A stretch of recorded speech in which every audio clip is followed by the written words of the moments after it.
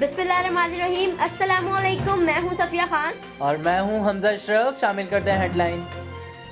वफाकी काबीना ने शुगर इंक्वायरी कमीशन की रिपोर्ट की रोशनी में कार्रवाइयों की मंजूरी दे दी। वजीर आजम की ज़ेर सदारत काबीना इजलास में अरसा की जानिब से लगाए गए टेलीमेट्री सिस्टम को सबूताज करने पर इंक्वायरी की भी मंजूरी दे दी। ज़राए के मुताबिक वजीर आजम ने पेट्रोलियम मसनूआत की किल्लत पर बरहमी का इजहार किया। बोले बहरान पैदा करने वालों के खिलाफ सख्त एक्शन लिया जाएगा। नैब के विकेट की दोनों जानिब शॉट, हुकूमती अहदेदारों के खिलाफ भी तहकीकात होगी। वजीर आजम के मुआवने खसूसी बराए सेहत डॉक्टर जफर मिर्जा और साबिक वजीर सेहत आमिर मोहम्मद कियानी पर इंक्वायरी की मंजूरी। चेयरमैन नैब ने वजारत पेट्रोलियम, सिविल एविएशन अथॉरिटी और CD अफसरान के खिलाफ भी इंक्वायरी की मंजूरी दे दी। किससे फरियाद करें, किससे मुंसफी चाहें, सिंध में अस्पतालों पर नजर रखने वाला इदारा खुद करंतना में चला गया।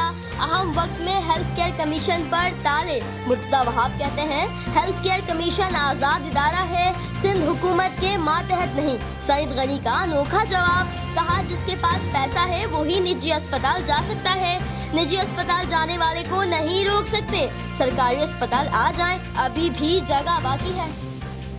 पाकिस्तान इस वक्त लॉकडाउन खात्मे के मयार पर नहीं उतरता। मुस्बत केसेस की शरह 24% के बजाय 5% होनी चाहिए।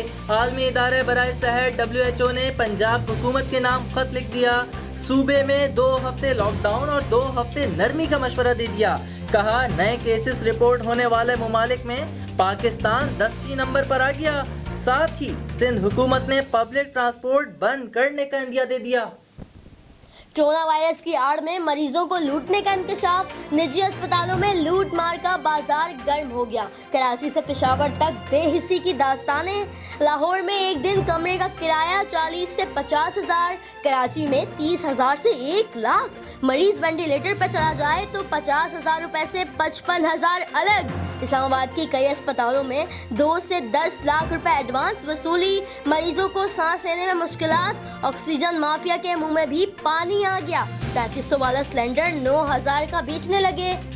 वफाकी काबीना की पेट्रोलियम डिवीजन को छापा मार टीम्स बनाने की हिदायत। उमर अयूब ने कहा तेल की कीमत $2 बढ़ने पर कुछ कंपनीज ने खरीदारी रोक ली। स्टॉक खत्म करने वाली कंपनीज के लाइसेंस मंसूख किए जा रहे हैं। मुराद सईद बोले ओगरा गफलत में सोता रहा, पंप्स पर कतारें लगी हैं। गुलाम सरवर ने पूछा क्या सिर्फ 7 दिन का पेट्रोलियम स्टॉक रह गया। नदीम बाबर बोले 2.25 लाख मैट्रिक टन पेट्रोल मौजूद है। फिर वक्त इतना ही। मजीद खबरों और अपडेट्स के लिए विजिट कीजिए हमारी वेबसाइट CSLlive.tv। इसके अलावा आप हमें फेसबुक और ट्विटर पर भी ज्वाइन कर सकते हैं। देखते रहिए CSN।